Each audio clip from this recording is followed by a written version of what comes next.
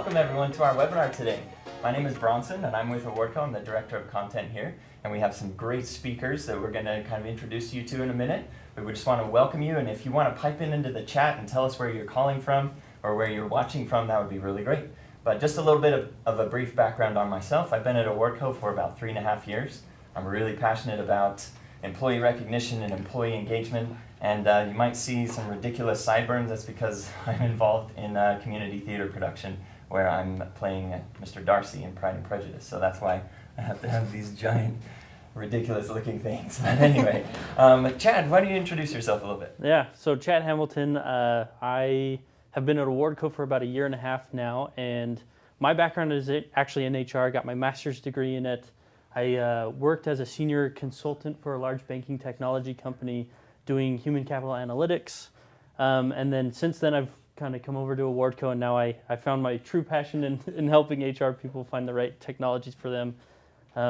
I guess something interesting about me, all 3 of my kids are in pain right now after getting their tonsils removed. So it's it's been a doozy at the Hamilton household for now, but we're surviving. Yeah, you'll get through it, right? Yeah. How long's the recovery for tonsil removal? I was told 2+ weeks, something like that, and yesterday was one of the toughest ones. So hopefully they'll be okay. Oh, yeah, we wish you all the best. Yeah, thanks, appreciate it. And Jessica, why don't you introduce yourself? Yeah, definitely. My name is Jessica Ricker. I am a senior HR manager at Vivint. I've been with Vivint for about 5.5 years. I started as an HR generalist and just have moved my way up throughout the organization, supporting various different leaders through Vivint, the organization. Now I'm currently within our revenue organization. I'm originally from Colorado, and a very small town called Estes Park. It's a tourist destination because the Rocky Mountain National Park is in my background. So it was really cool to grow up there. But before moving to Utah, there's what the Coloradoans would call a 14er. So it's a mountain that's at 14,000 feet or higher.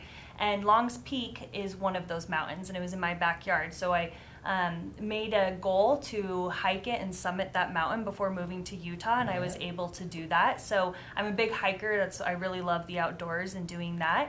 And another thing about me, we don't have kids, but we have 2 fur children. One is named Charlie, and the other one is a puppy, and we named him Rudy Go Bark after Rudy Gobert, and that was before he got traded. So that was a bummer. We debated changing his name, but Rudy Gobert is still a solid player, so we decided to keep it. No matter where he plays, he's still great, right? Exactly, yeah. And the both of you went to school together, is that right? In your graduate program? Yeah. Was that at Utah State? Yep. Awesome. Yeah. What made you want to get into a graduate program for HR? Chad? Yeah, so for me it was mainly because I did psychology as an undergrad. Me too. Yeah. All right. I think all 3 of us. Right? Me as well. You were industrial organization? Yep. Yeah. That's amazing. Awesome. Yeah, so it's kind of like loving how the human brain works, and I thought that would be a great path kind of going into an HR function where I then get to apply what I've learned in school into a business setting, and I thought that was a good transition. And I really enjoyed it, and it was a lot of fun. So yeah. Cool. About yourself? Yeah. So started out with psychology. I did my undergrad at Colorado State and explored various different areas, but I loved the idea of human behavior in the workplace, right? We spend so much of our time at work, and a lot of time we spend more time with our coworkers and our boss and at our organization than we do with our friends and our family.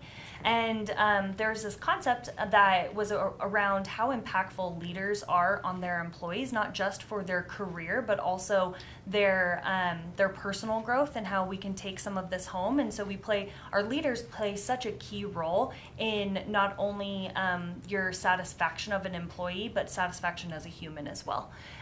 So Utah State came to recruit when I was at Colorado State, and I was like, this is a really great transition into applying where I feel the most passion. Yeah.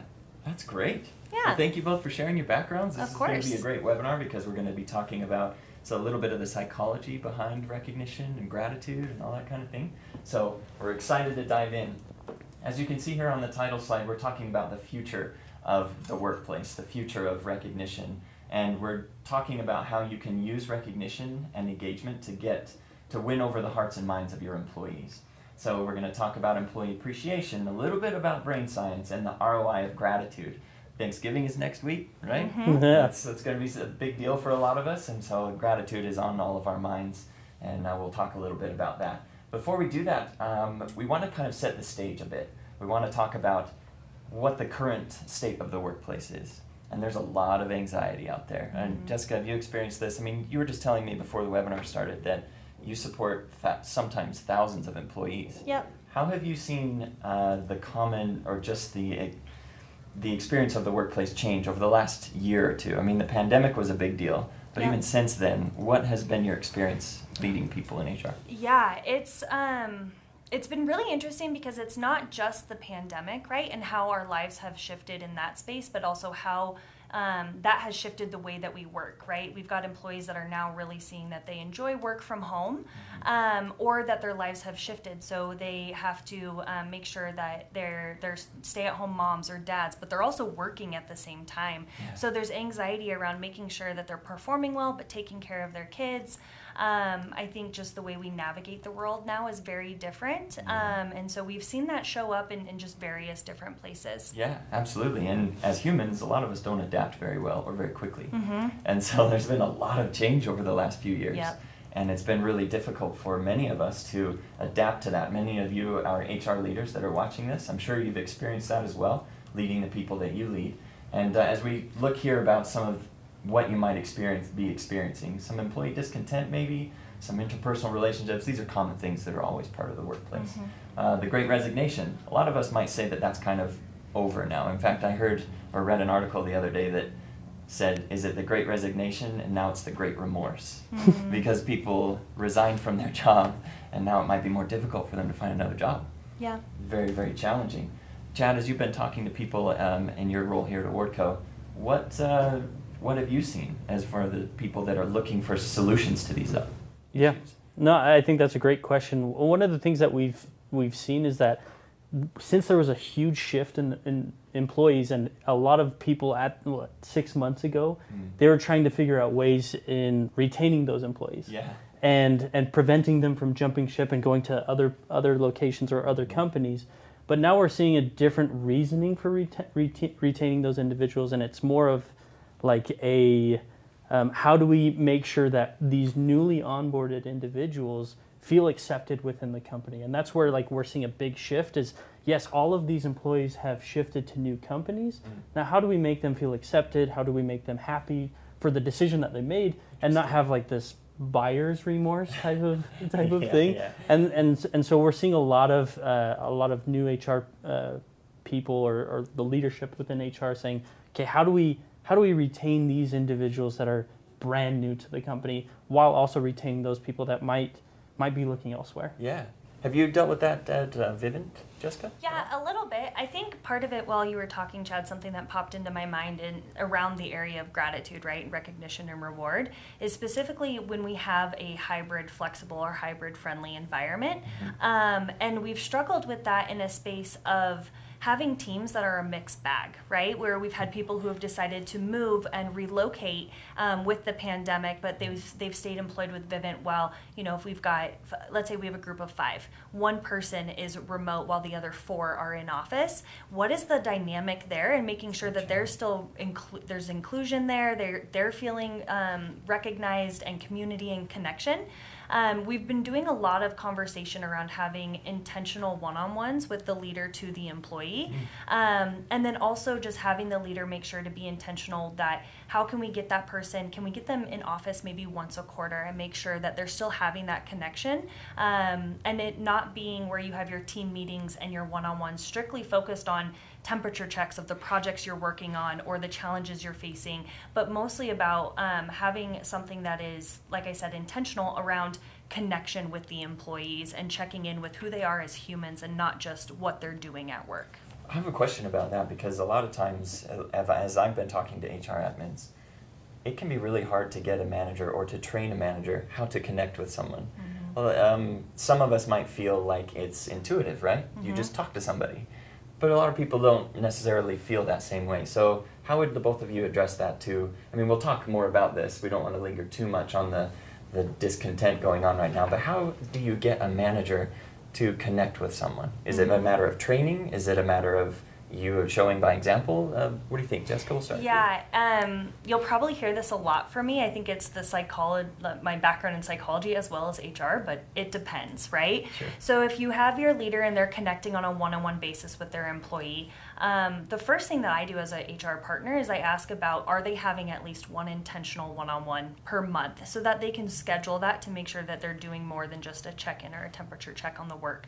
But as far as engaging in that conversation, I like to give them, if they're not so much of a, let's say, an extrovert, right? They don't have that kind of outgoing personality, and it's hard for them to think of the questions that they want to ask to get that connection with that person.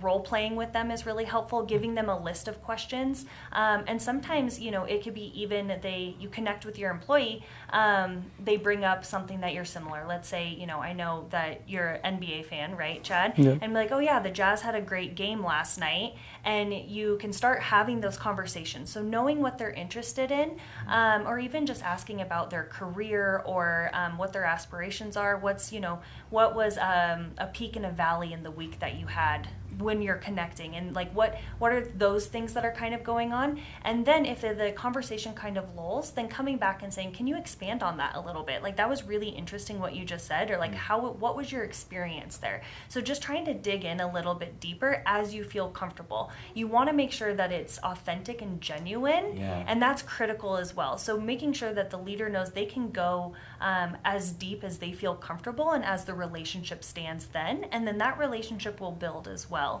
I think that's at one level. At another level, it would be on the team side, is just being very conscious of what kind of connections and experiences are you creating for your team, right? If you're in a remote environment, or you've got some people who are remote and some that are here, I've seen us be really creative with things like Kahoots. I don't know if you guys are familiar with Kahoots. The games. It's like the games are like questions and stuff. Yeah, for sure. And so I've seen it where, you reach out to the team, you have them all answer maybe 4 or 5 similar questions, and then they all get to know their team members because they're answering, maybe it's, Bronson, if I'm guessing Bronson likes theater, let's say, or Chad. It's okay. Chad likes basketball. And so you kind of get to know the interests, and you get more familiar with your team. Yeah. So you feel a deeper sense of connection. Yeah, I like how you said that it has to be genuine, because a lot of times people, when they're encouraged to meet with someone else and get to know them, it can feel really disingenuous. Yeah. Right? Yeah. But it's important to do that. Thank you for sharing that. Chad, what would you add to that? Yeah, one thing that was a huge, I would say, differentiator for a lot of managers, that when I was in my HR experience, I would see some managers be more successful, and that is level setting expectations for both parties, meaning for the manager and for the employee. And a lot of employees, and it goes back to what you were saying, where it's creating this not disingenuous, the opposite. It's authentic? a genuine, authentic, there we go. There we go. It's creating an authentic relationship between them. And it's also managing those expectations where it's like, yes, we can have a good relationship, but we also need to make sure that we're doing the work that we need to. So one of those aspects that was really great was having a manager say, how do you want to be managed? And it was that question had never been posed to me before. And What'd you say? I was like, well, just let me do my work and I'll get it done. And then and if I'm slacking, then we'll have a conversation. And it was really good because it held myself accountable. And in some cases, other people love to be managed and say, hey, make sure that I'm hitting these types of goals throughout the day. Yeah. So for me and what I've seen as successful managers, they're able to have that communication between their employees and making sure that they're not being overly managed.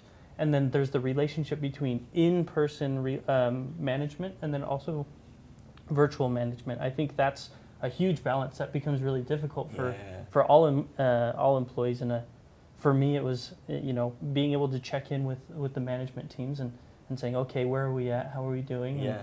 And then also those relationships business-wise develop, as well as kind of a friendly relationship as well. I like that. So setting expectations and then eventually letting it grow into something that's maybe starts as business but then grows into something more, and that ties in with what you were saying, Jessica. Yeah. Something that I think ties both of what you've said together is gratitude. Yep. Right? And gratitude, there are many, many studies about gratitude, how it influences your ability to think better and all sorts of things, and your attitudes. And a lot of times gratitude might be derisively thought of. We're like, oh, just be grateful and everything will be fine. It's not quite the case, and that's not what we're going to talk about. But gratitude does have a measurable impact. And when we're talking about gratitude, we hope that because Thanksgiving is next week, then maybe it's already on your mind. But gratitude in this sense is synonymous, and we'll kind of use them synonymously throughout this webinar with recognition, appreciation, recognition, gratitude, whatever you want to call it, right? Because it all impacts the brain in the same space. So we did a study with HR, I think it was at HR.com, where 40% of modern workers say they're not recognized enough. Now, it depends on which study you look at. The one that we did said this, and then there are many others that say it's more, that say it's less. I think the main point is that many people feel like they're not recognized enough. And I think remote work plays into that, because if you're not around someone, it's just human nature not to think about them. It's unfortunate, right? Because you're like, oh, I really care about you, but I'm just, this might be a ridiculous example, but I'm not around my parents a lot. And so I'm like, oh gosh, I gotta get in touch with them. I gotta call them. Yeah. So how do we do that in a remote setting? How can you express gratitude? How can you wrap someone in? You're talking about this just briefly, both of you.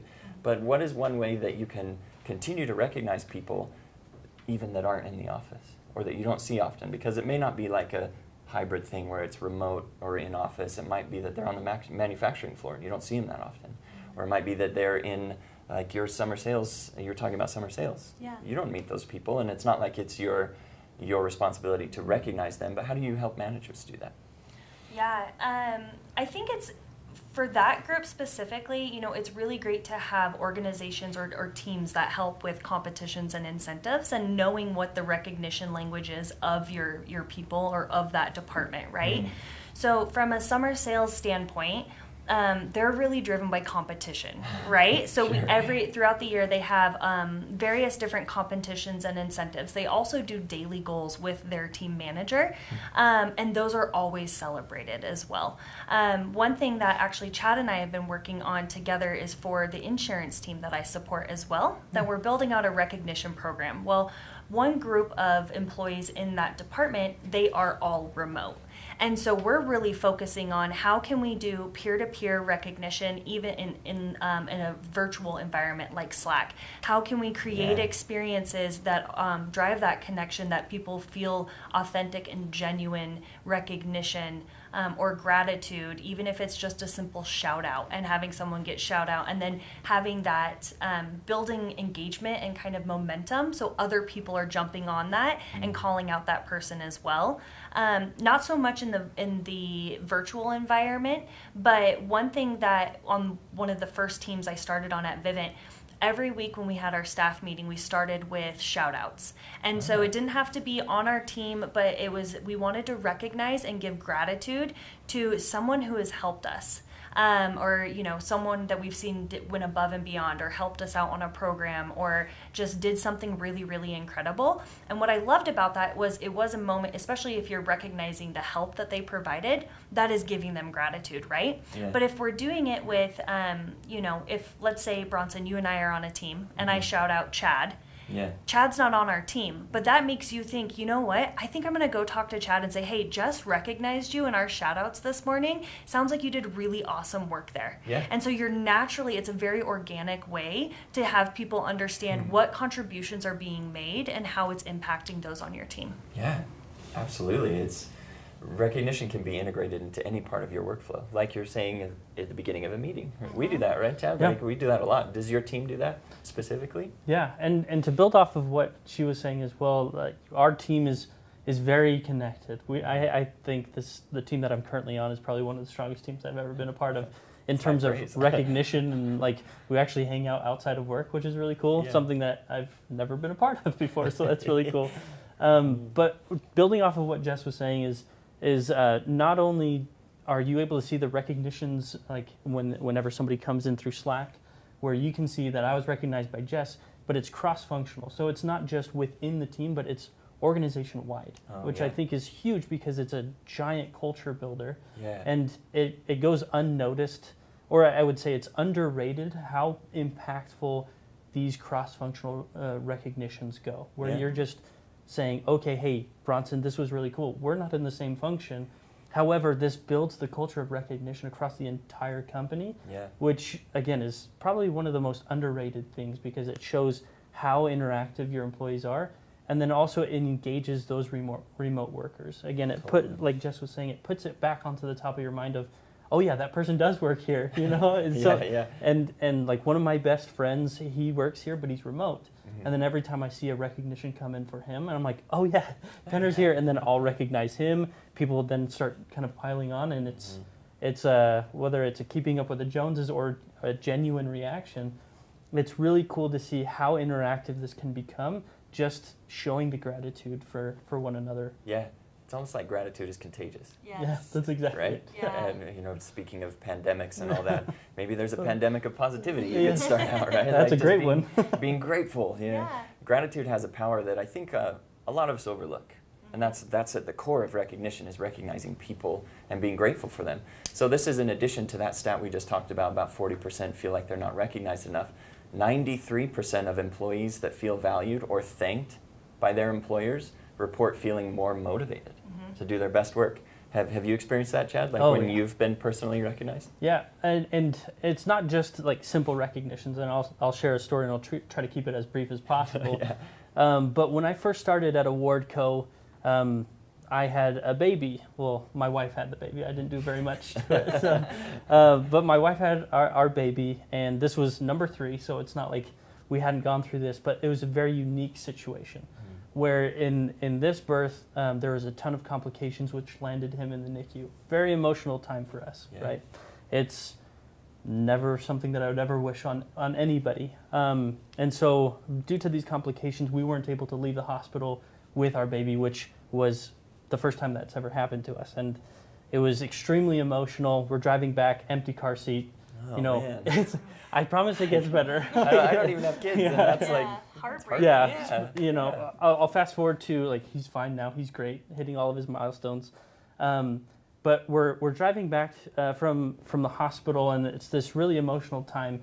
And we get to our front door, and we're parked, and you know our kids are excited to meet their little brother, but he's not there.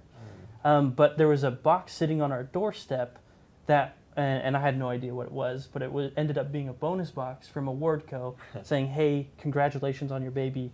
We opened it up. There's a card from Steve Sonnenberg, our CEO, saying, hey, I heard what happened. I'm really sorry. Know that we're pulling for you. Wow. And it was the most amazing experience I have ever had, because at that point I was like, well, Awardco's going to have to figure out some way to get me out, you know. Like, I'm never going anywhere at this point. But it was so impactful, and you know, these are the experiences you can create for your employees by doing simple acts of gratitude, or just recognizing them, whether that's for a job well done or these pivotal moments in people's lives. But getting that card with like all of the trinkets in there were obviously geared towards my wife. You know, and she's the one doing all the hard work. But it was so impactful for me and my family at that moment that we're like, well, Awardco figured out a way to get an employee for life, and these are the little things where it goes 93% of people are motivated. This goes to speak to that. So that's my little 2 cents. That's a really cool story. Can I jump on that? Please. Yeah. So what I love about that story, and thanks for being vulnerable and sharing that, I think we all can kind of connect when we've had traumatic events that happen in our life, and the way our company shows up for us and supports us through those is so impactful. But I also think it's something that it took probably, maybe let's say an hour, right? It took Steve, is it? Yeah. It took Steve 30 seconds to write that card. And when we think about gratitude and recognition, it doesn't always have to be this large, grand gesture.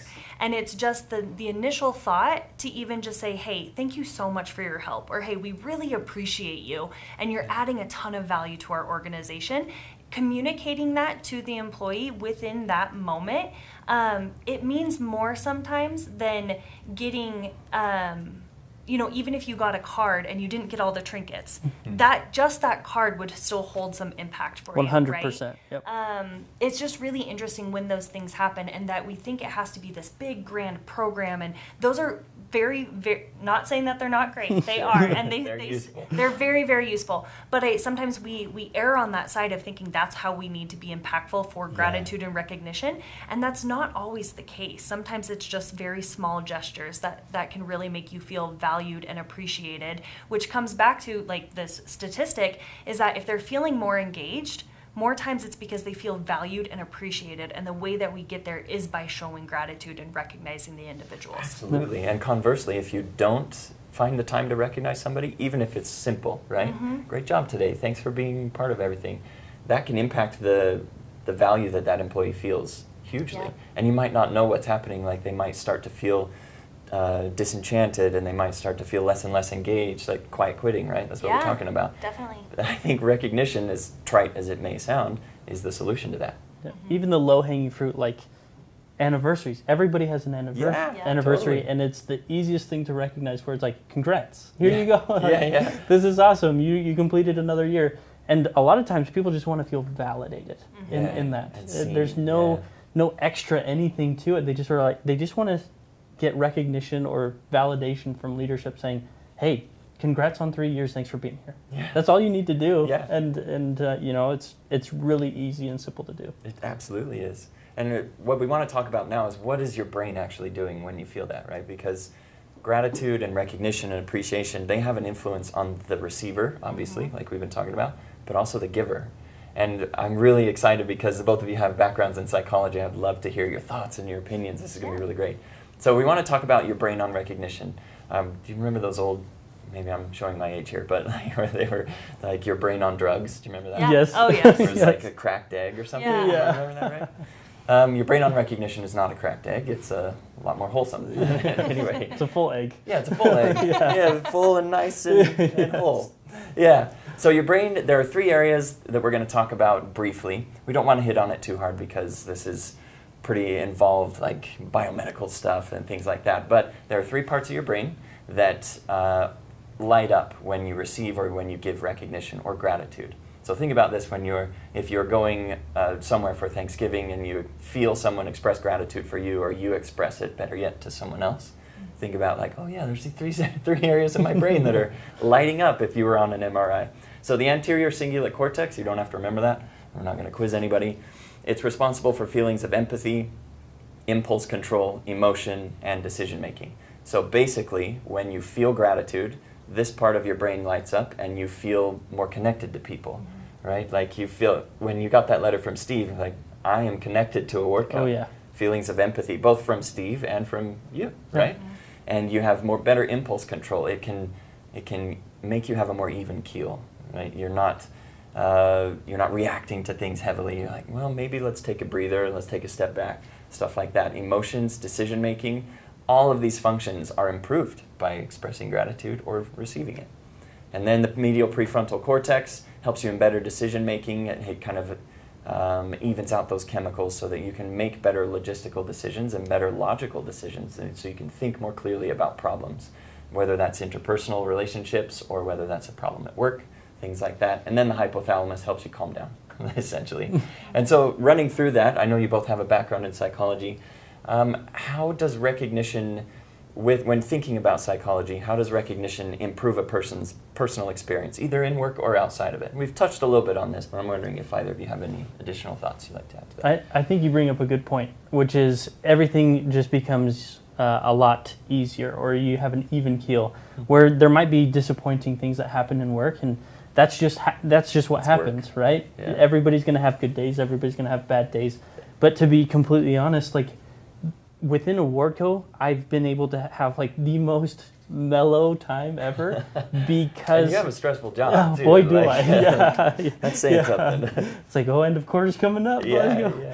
And so it becomes a lot easier for me to accomplish my tasks because these recognitions come in, and it's kind of just able to subdue any feelings of anxiety or anything like that. It's like, hey, keep up the good work, and that's all that it is, right? It's nothing fancy. It's nothing insane where it's like this huge page love letter to me or anything like that, which I mean, if you want to write me one, that's fine. I'll write you one after this.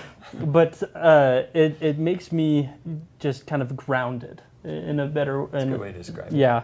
And so it keeps me grounded and level-headed as, you know, the ups and downs and ebbs and flows of work happen through the day-to-day process. And in sales, it becomes really difficult, but it just becomes kind of like the calming waters, if anything. Yeah, I like that a lot. Jessica, would you add anything to that? Yeah, so it's really interesting in what I was starting to think about as we were going over the different parts of the brain. Specifically with the ACC, you know, we're talking about empathy, right? Mm-hmm. And I'm a big Brene Brown fan. Yeah. And what she talks about with empathy is that a lot of times we think that for us to have empathy for someone is that we have a shared experience that is exactly the same and we've experienced the exact same emotions. But that's not always the case. Really what she talks about is how we all can have a different traumatic experience or like a bad day. What are the underlying emotions that we're experiencing from that occurrence?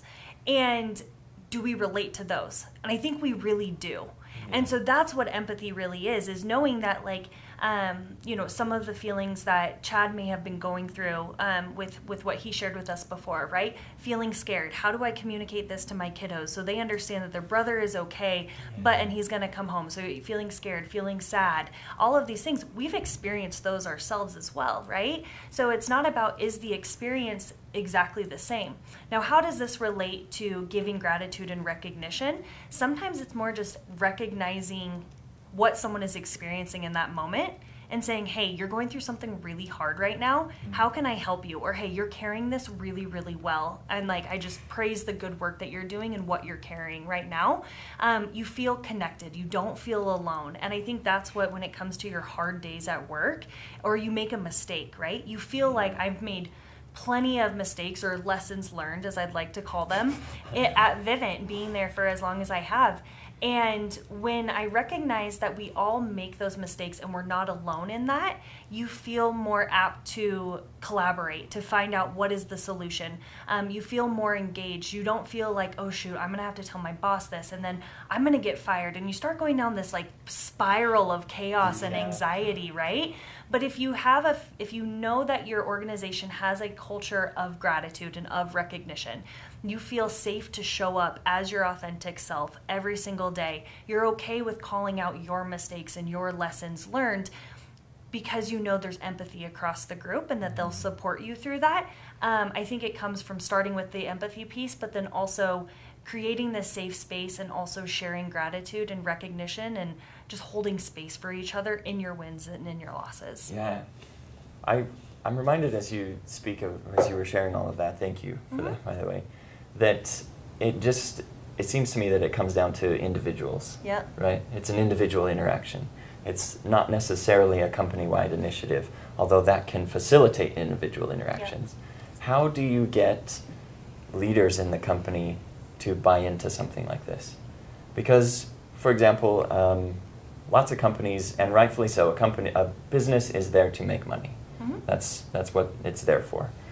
But how do you get a leader who may be focused on that part of things to also focus when it might be a little more difficult for them to focus on individuals? Yeah. That's a good question. I'll let you answer that one. For me, is I kind of put it back on them and say, tell me about a time that you had a leader that was transformational for your career, or a mentor in someone. What were those characteristics? They invested time in me. They were present when they invested that time with me. And I say, okay, that's great. So that experience you had with that leader, don't you want to create that for your team too? Yeah. Because you're not just recruiting them to stay on your team. Like, let's talk about retention, right? But also you should be the leader that they vote to stay with. So you're also recruiting them to stay on your team as well, as much as you want them to be on your team. Yeah. And so that's where I kind of walk them through, is kind of putting it back on them for them to understand that they are, yes, your employees own their engagement. They own their career. They're in that driver's seat for their career, but we are creating the road that they drive on. And so how do we create that to be a smooth, enjoyable road trip with like all of the best snacks and the best jams? And those are the different interactions that the leaders can provide with. Yeah. I love that. Chad, what would you add to that? Yeah, I think she brings up a good point where it's coming up with those genuine interactions, kind of like what we had talked about before, where it's like, okay, what can I do to provide for my employees? And there has to be a mental shift in there. Yeah. One of the best leaders that I've ever had, and the reason why he was so good at what he did, not only did he have every part of business acumen that you needed, but he was also able to create all of these really genuine relationships. He was one of the best gift givers I've ever met. Yeah. And we had talked about this before, where interactions with management and their employees is kind of like love languages, right? Whether it's words of affirmation or whatever it is. In this case, he was a gift giver.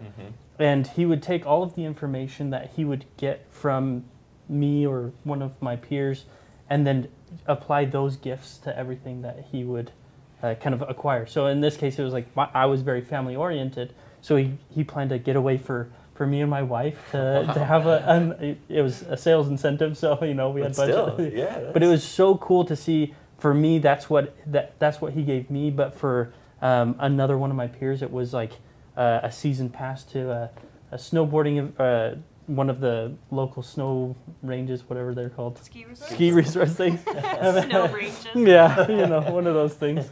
And like new goggles and all this other stuff. And so everybody had these individualized gifts, and it was these genuine actions that he was doing. Yeah. What about when, we talked a little bit about this briefly. So these are all really great tips to get people to, especially managers, to engage. What about when if a manager comes to you and says, yeah, I can do that, but it's not going to be genuine? Can you force, I don't believe you, personally, I don't believe you can force anyone to do it.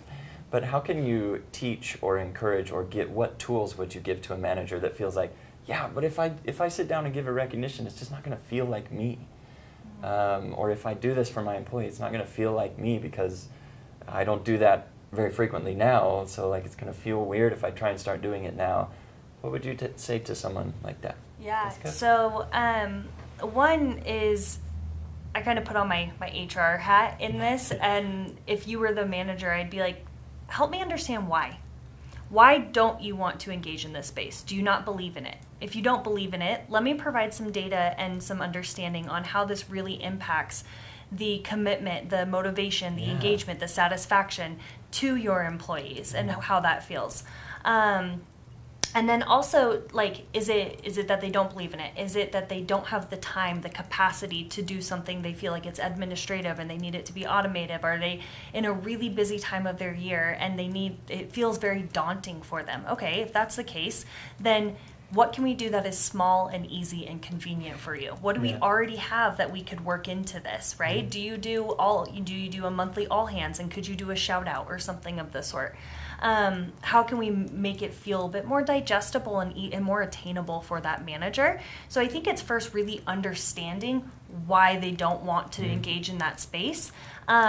Also, are they not feeling recognized and appreciated? So they have a feeling of, well, why would I do that if I'm not getting recognized? And that to me would be a big kind of check engine light as an HR professional of this is a greater issue on this team and the next level above. Like, we should talk about that, about what is the recognition program and why aren't we having these conversations? Because it again doesn't have to be as big and grand as we always think it needs to be. And it starts from the top down, right? Yep. If your recognition programs or your culture of recognition, like you were talking about, Chad, if it doesn't start from the top, then how can you expect everyone else to buy into that? Definitely. Right? It's like a value that you are supposed to be touting.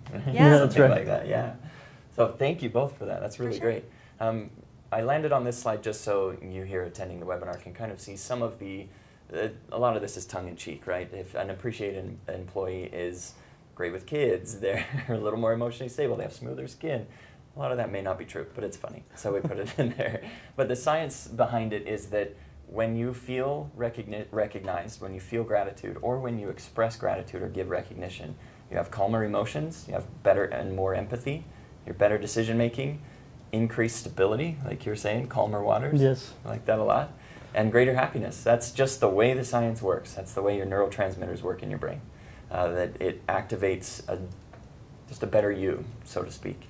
So now we want to briefly touch on the generations of gratitude because we want to continue to give you solutions. We're going to go through this part a little bit more quickly about and then we're going to talk about what can you do now? What are some steps you can actually take? So generations of gratitude, by this we mean workforce makeup, different generations, how do they express and how do they receive gratitude, like love languages, like we were just talking about. That's really awesome. So we're going to go through these briefly. Boomers, adults born obviously between this, and these stats are from the Bureau of Labor Statistics, so you can find these online as well. They make up about 21% of the population currently, and currently they're 25% of the workforce. So I wonder if, in either of your experience, do you feel like boomers, and I don't want to keep using that because I feel like it's somewhat has a little bit of a negative connotation, yeah. Older individuals, shall we say, do they experience and receive recognition differently? Does it mean something, or does one form of recognition mean more to them than another? Mm-hmm. What do you think, Chad? I think a lot of what they've experienced throughout their entire work history is very different than what we are today. Yeah, totally. So whether or not they're used to recognition, it's probably really nice for them now. Yeah. When they first started and entered the workforce, maybe it wasn't as big of a priority for a lot of these companies, and it was kind of like, okay, focused on bottom line, and let's just get to what we need to. Yeah. But nowadays, I always bring back the question, like, why wouldn't you recognize? Because, like, does somebody not want to be recognized for what they do? And kind of like what Jess was saying before with the check engine light.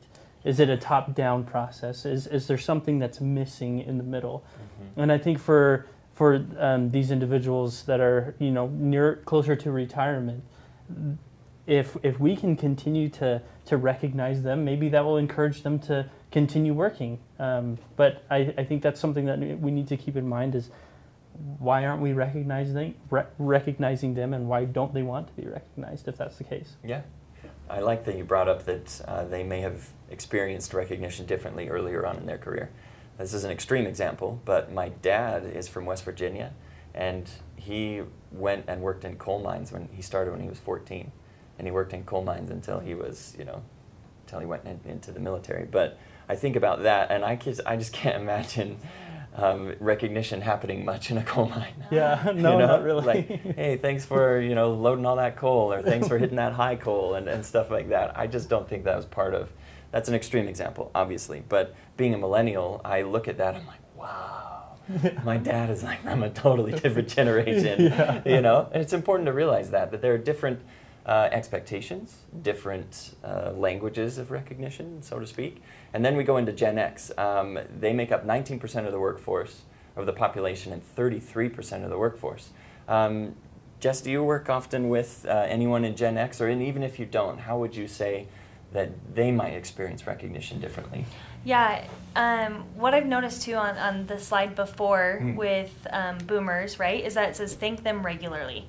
Then if you go to the Gen X one, it says appreciate them often, right? A lot of times we have this thought that saying thank you is also showing appreciation. And I think it truly is. That's not me saying that it's not.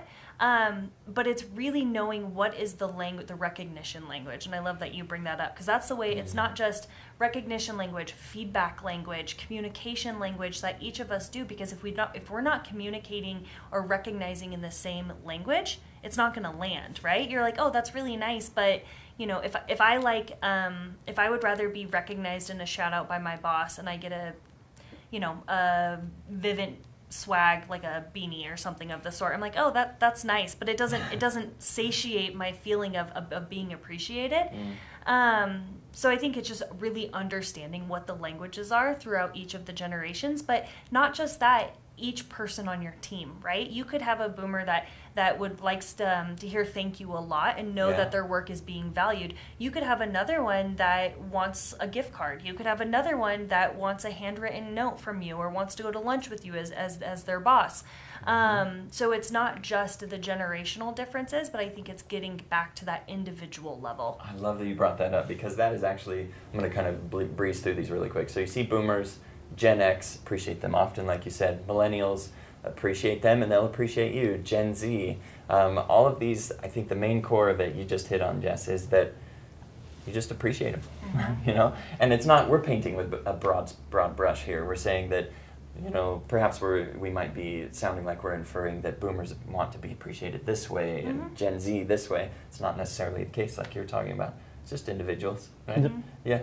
Like my dad probably would enjoy just as much of a thank you as I would at this point, right? Working in the coal mines, yeah, for sure. Yeah. I think a really good point was the millennial side of things, and we see this often is that a lot of times millennials just want to feel validated in what they're doing or appreciated, and they'll in turn appreciate you. It's very much reciprocal in that regard, and we see that all the time where if they aren't appreciated, the way that they kind of rebel against the lack of appreciation is going to look for somewhere where they are appreciated. And so this is a huge win for a lot of companies if they can just appreciate or recognize those millennials. I fall into that bucket. I was brought up on receiving a trophy for participation. It is what it is. Yeah. You know, I got it the same way. But in terms of me, I've felt that before where I wasn't appreciated at one company, and so my desire to look elsewhere was increased. And so I think that's hitting the nail on the head right there. Yeah, and Jess, you touched on this earlier as well, that and it reminded me of that phrase that people don't leave bad jobs, they leave bad managers. Yep. Right? And if anyone, regardless of whether they're a millennial or a Gen Z, if they feel appreciated and if they feel valued, they're way less likely to go looking elsewhere. Your retention is way better. Yeah. Right? Yeah, I think it's because we all, I'm not sure if it's generational, but I think that as employees, we place a lot of self-worth into our job, right? Yeah. What we produce, how we produce it, is it quality, is it efficient, is it effective? And so when we feel like what we're doing doesn't matter, that's a really crappy feeling to have. It's heavy, it's dark. And so the appreciation is saying, I'm adding value. I'm adding significant contributions to not only the groups that in my world, mine goes, okay, what kind of HR value am I adding for the leaders I support? What value and contributions am I adding to my team members and our HR organization that we are within? Yeah. If I don't feel like I'm adding that value, what am I doing there? Yeah. And if it's not that it's being, and I think part of it even hurts worse as an employee when you feel that you're adding the value and either there's a perception gap where it's not being communicated or your leadership doesn't feel like you're being, or that you're adding the value that you think you are, and that gap really needs to close. But it's really just about feeling valued and that you are adding the value as well. So again, going back to what Chad said, that it's reciprocated, right? It's a two-way street in making sure that you feel that, so you're not carrying that heavy kind of darkness of what am I doing here? What am I contributing to? Because it's not just like the legacy of you as an employee, but also the legacy of how you are spending your time. Yeah, absolutely. I love that you brought that up. That darkness is kind of real, you know, when you don't feel valued, whether in work or outside of it. Yeah. Right? If you don't feel seen as a human, Yep. that is really difficult to deal with. Very difficult. And so now what we want to do is we've already talked about the workplace woes of today. We want to talk about the workplace of tomorrow. What can admins, everyone here on this webinar, what can they do? What can you do to help achieve some of this, to implement some of this in your current workforce? We've talked a lot about the benefits of recognition. We've talked a lot about what it can do for people and organizations. Great. How do we do it? At Awardco, we talk about, there's another psychology thing, Maslow's hierarchy of needs. It's a triangle, you know, and where like you get your most basic needs met, and then you can move on to the next one and the next one. We've kind of appropriated that and changed it into something that we like to call reimagined recognition.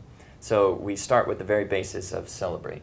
Everyone deserves to be celebrated, like you're talking about, Chad, right? Yep. They're the easiest things to do, and a lot of times we can automate that. So Awardco's technology can automate that. That's not the point of this, but it's mainly just onboarding service anniversaries and birthdays. Everybody has a birthday. Yeah. Everybody has a service anniversary.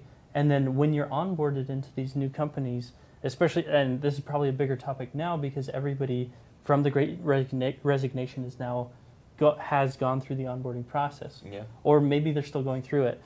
But these are some of the baseline things that we can accomplish as HR professionals, is that these are so easy to accomplish, and they're low-hanging fruit. It's just, are we doing that, and is it done in an effective manner? Yeah, it's very easy to accomplish, and those are 3 really great examples, and there's even more, like holidays. Yep.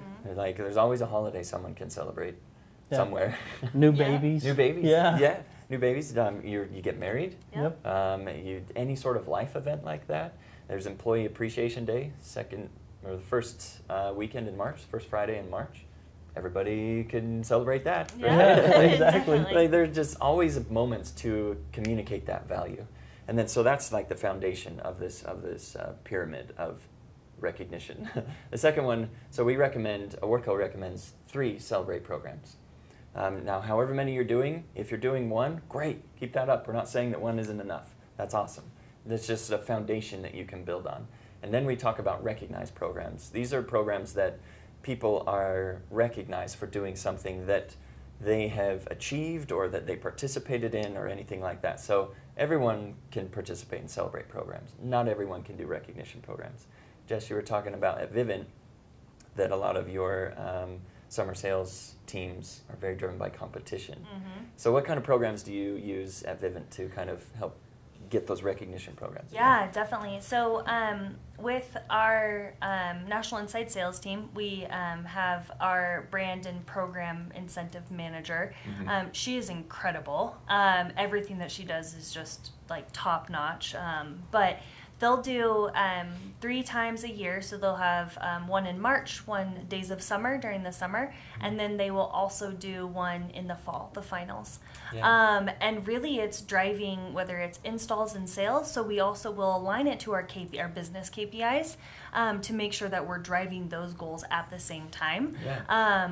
And for example, for one of them they did where they depending on how many sales that they had during the week, they would get so many poker chips. And then we brought in a company that does like gambling games like poker and craps and all of that stuff.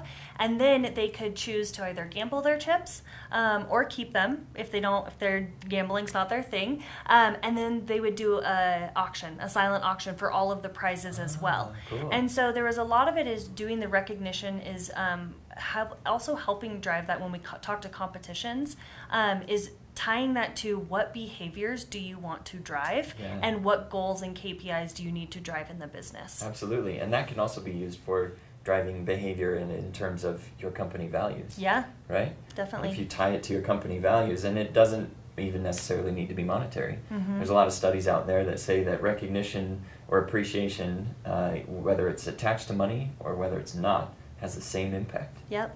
That's pretty powerful. So it doesn't have to be driven monetarily. If you're thinking about budgets, as a lot of us are right now at this time of year, and as a lot of us are looking at the next year and maybe a potential recession, and there's a little bit of anxiety around that, it doesn't have to be monetary. It just has to be a handwritten note. Hey, I recognized you were dealing with this, and we appreciate you for that, and it can be very simple.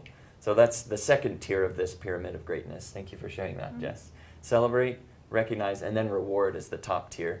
Reward meaning when an employee or someone goes above and beyond, and a lot of times employees are doing that a lot. So it's up to you how often you want to recognize for a reward. But we recommend 3 Celebrate programs, 2 recognition programs like a peer-to-peer or sales incentive or something like that, and then a reward program that is truly rewarding, something like Employee of the Year or Employee of the Month, something that is kind of difficult to achieve but can motivate people to achieve it and inspire others to do that same kind of greatness. So as we wrap this webinar up, we are going to have a Q&A. We encourage you to submit your questions for Jess and for Chad, but we want to encourage you to spread gratitude with everyone and everywhere and start with yourself. So appreciating employees boosts engagement. It increases profitability. It strengthens retention by reducing turnover. It helps the brain mediate anxiety and depression. Those 2 stats are from a Gallup study that was done in 2018 about all the impacts of recognition and appreciation. There's a lot more than just this. There's things about how it can improve quality, like it can reduce quality defects. It can help with absenteeism. It's incredible. There's a lot to it. And I think it's overlooked because it's so easy. Mm-hmm. So we want to invite you to expand your efforts of recognition. Successful HR leaders are 2 times more likely to have multiple recognition programs. So think about the recognition programs you're running now, whether it's a service anniversary or whatever it may be. Can you do something else with it? Can you improve it somehow? Even small incremental improvements will have a big impact. And then you can offer your employees the power of choice. So as you can see here, 77% of HR leaders said their employees told them that choice was the #1 reason their programs were ineffective. We don't want to hit on this too hard because everybody, I think, understands that the more choices you have, the better it is, whether that's in terms of a reward or any choice, right? The more choice, if you're looking for a new job, the more choices you have, great, you can select the one that fits best for you. So you can offer better rewards or better opportunities to recognize through multiple programs. And then in summary, just encourage gratitude with everyone and start with yourself. Expand your efforts and then offer choice as where applicable and where possible. So don't lose your most valuable resource, your brain up here. It will help a lot as you try and navigate whatever is to come in the future. So thank you so much for attending this webinar. Thank you, Chad. Thank you. Thank you, Jess, for all of your contributions and everything that you've shared with us. We're going to hop into a Q&A, so submit your questions, and we will start kind of answering those with the remaining time we have left. And here's the first one. Any thoughts on how to capitalize on recognition to prevent New Year turnover after bonuses are distributed? Great question. Yeah. Chad, what do you think? I love that question because we actually are trying to combat that internally as well. Yep. And so what we've done is we've actually kind of parceled out the entire budget over the entire year. So instead of, let's say, for the sake of numbers, $1,200 as an annual bonus at the end of the year, we've actually divided it by 12. So everybody in the company will get, depending on your tenure, $100 every month. So it's encouraging that retention, because it's like, oh, not at the end of the year, I get my check and then I bounce. Which happens a lot. Oh boy. Absolutely right. Yeah. And so it's nice to, and for me personally, it's like, oh, it's really nice to get that little amount of money or points that I can then go spend in the platform. And it's every single month. I'm like, oh, sweet, I just got, in my case, it's 50. Yeah. But I get 50 points every single month instead of the lump sum at the end of the year. Yeah. Just speaking from experience, that's really nice. Yeah. And it's a nice. tiny little thing, right? But it's hugely helpful. Yeah. Jess, do you have anything to add to that one? Yeah, I think it's also, if you can plan things throughout the year, that keeps them invested, right? Yeah, definitely. And not just recognition, but if you've got people who are leaving at the end of receiving their bonus, my question is more about, why aren't we retaining them? Are we not talking about career growth and development? Are they not engaged? Do they not see a career ladder there? Not just in a recognition program, right? So what are some of the other drivers for them being dissatisfied or having a flight risk? And if is it that they're chasing more money? Like, sometimes you can't just hand out more money, right? Sure. As much as we all would love to have monopoly money. We can't, but it's also like exploring what are the reasons why they're not engaged or they're not committed to the organization. Yeah, finding the source, right? Yep. Yeah, that's great. Thank you for that. We have another question here. What can you do to recognize employees and colleagues if you don't directly manage them? That's a great Jess, question. what would you say to that? I think there's various ways to do it, right? Sometimes I will take my peers to lunch, be like, hey, let's go grab lunch. And then while we're having lunch, just express my gratitude or recognizing the work that they've done. And then making sure I pay for that lunch too, right? Oh, yeah, that's really nice. And I think another way to do it, what I've seen, is also sending an email to that individual with their manager CC'd on it. So there's exposure there and visibility to their manager. There's so many various ways that you can do it. I just think it's making sure that you do communicate your gratitude and your recognition for that individual, but finding a way that's authentic for you. So whether it's, like I said, taking them to lunch, writing them a handwritten note, getting them a gift card. One of my good friends, I got her just a coffee gift card because I knew she was having a really rough time during the year, just very busy. Yeah. And so I was like, you know what, she's going to need some coffee, so I want to tell her thank you for all that she's done. And even a $10 gift card is like, wow, they really see me. Yeah. So it's not the amount, it's the effort that you put into it. That's really great. So we have time for one more question here, and we'll pose it to both of you before we wrap up. Most of our employees are not in office and hardly come by as they are working in the field. What are some suggestions for recognition? Chad? Yeah, that's a great question. And when the question is posed as working in the field, I'm assuming they're actually like out, whether it's like a telecommunications company or something like that. If they're out in the field, or your sales reps that are out in the field, one of the things that we do that I really like is if let's say it's a foreman, can actually have these things called award codes. Yeah. And you can actually hand them out, like little physical cards that have like a little redemption amount on it. Mm-hmm. So it's not only kind of like, oh, everything's digital, it can also be physical because some people really appreciate those little physical cards. Yeah. So I think that's a really big win for a lot of those, whether that's construction, manufacturing, telecommunications, that have a lot of floor employees or out in the field, something like that.